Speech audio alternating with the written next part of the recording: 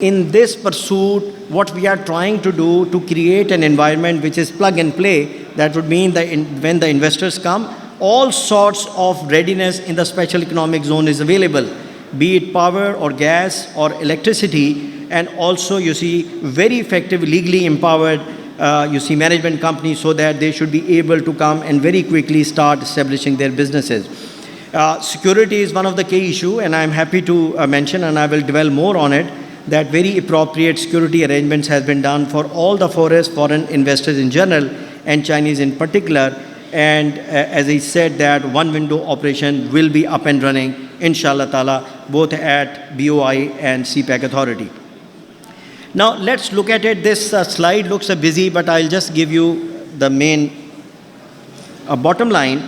A proper study has been done to see that why Pakistan is so strategic location from the global sensitive standpoint. And this is one of the slides we have recently used when we made a very detailed, well thought out presentation to more than 35 major Chinese investors in textile. And one of my colleagues who's sitting here, he's the one who did this research. And you will be happy to see that the comparison has been made. If from Kashgar, because Kashgar is a very focus area for China, they are relocating their industry from eastern part of China to the western part.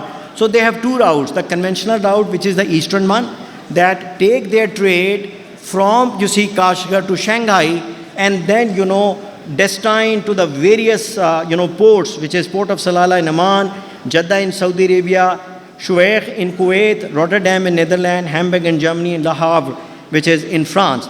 So I will just touch base on the bottom line, that our Pakistan or CPEC, which is China-Pakistan Economic Door, is so critical that it reduces the lead time in terms of day by order of magnitude.